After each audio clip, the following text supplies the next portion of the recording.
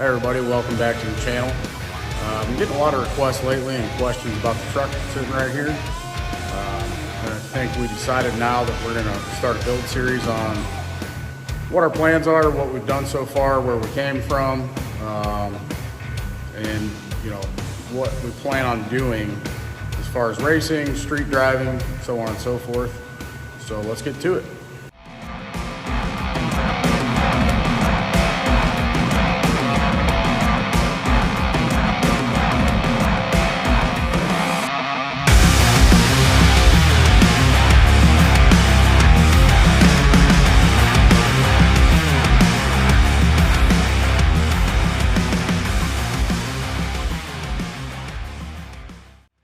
All right, starting out. So we started out with a junkyard LS, similar to the one sitting right over there. That's a 5.3. This one is a 6-liter LQ4, bone stock block, not stock internals. It's a Gen 3, but we decided to go with a Gen 4 setup so we could run a Gen 4 crank. So it's a stock Gen 4 crank, stock heads, 317 heads. We do have a decent rotating assembly. It's nothing special. Some guys will tell you you need the best of the best, Callie's rods, Callie's crank, all that crap to go fast. No prep is not about how much, well, to a degree, it's not about all the horsepower you can get. It's a lot of it's, suspension tuning and being able to get from point A to point B. You do have to trap some mile an hour, but that's another conversation. So we've got Gen 4 stock crank. We've got Eagle rods in there, just I-beam rods, nothing crazy. And we've actually got the Summit Racing boost pistons. I've heard rumors that these things are made in Wiseco's factory. There's nothing I can do to prove that, but I live like 5 minutes from Summit Racing, and I've got a lot of buddies that work there. Not saying that people there told me, but I'll just leave it at that. I've heard some rumors. So we got a decent rotating assembly. It's definitely better than the stock stuff. We've got a Holley high ram.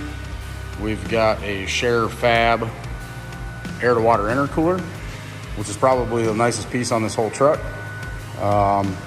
Definitely overkill, but we've got a motor in the works right now that will have nothing but high-end, good parts in it. Once we destroy this one, which I'm sure, at some point we'll probably hurt it and wound it, so we'll probably put that motor in there.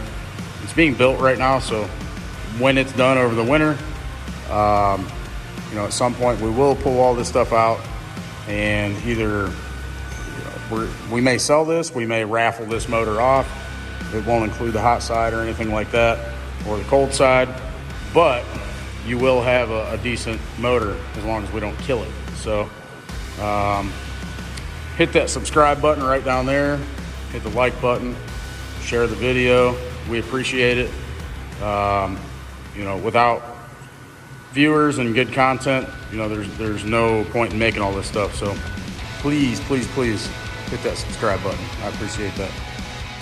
The next thing I want to talk about is suspension. So I have I guess you would call it the luxury of going to the track a lot and talking to some other guys that have badass S10s, way more badass than this one, in my opinion. I'm sure you've heard of him, Billy, Street Racing Channel. His dad, I get to talk to him pretty much every time I go to the track. The old man, Bill, super knowledgeable about these things.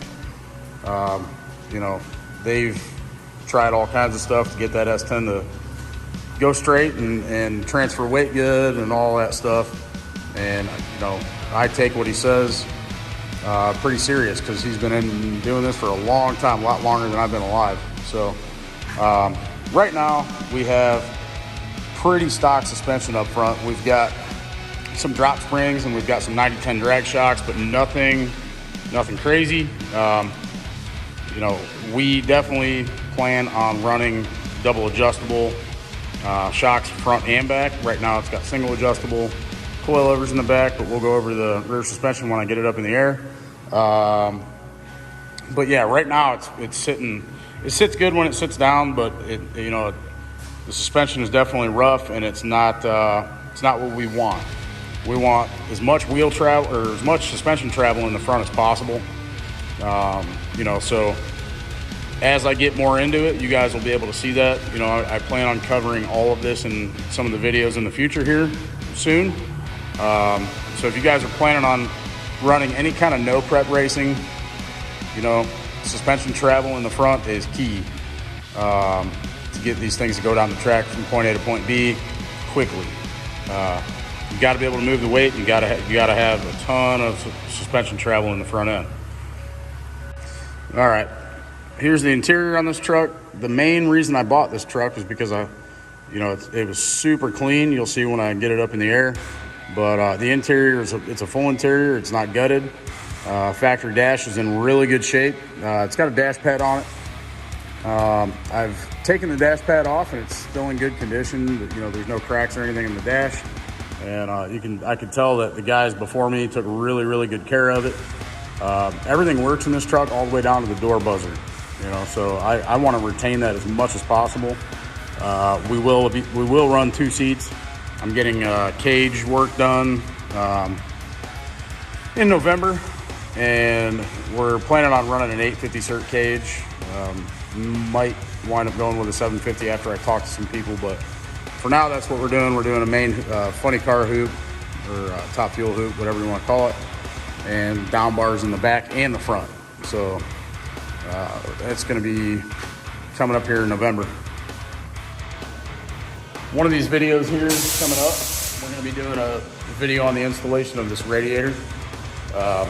We have a 3-row radiator we were planning on putting in the front, but due to space constraints, we're going to wind up putting it in the back. And I've only seen a couple guys do it, and a lot of guys say it doesn't work. A lot of guys say you don't have any problems. We're going to try it out. Radiator's right there. And where it's going is right there, and it's going to face down at an angle, kind of. If you're skeptical of that setup and think it won't work, go check out one of Billy's videos or SRC Garage. They have a video of the Falcon they just got, and that's how the radiator set up on that.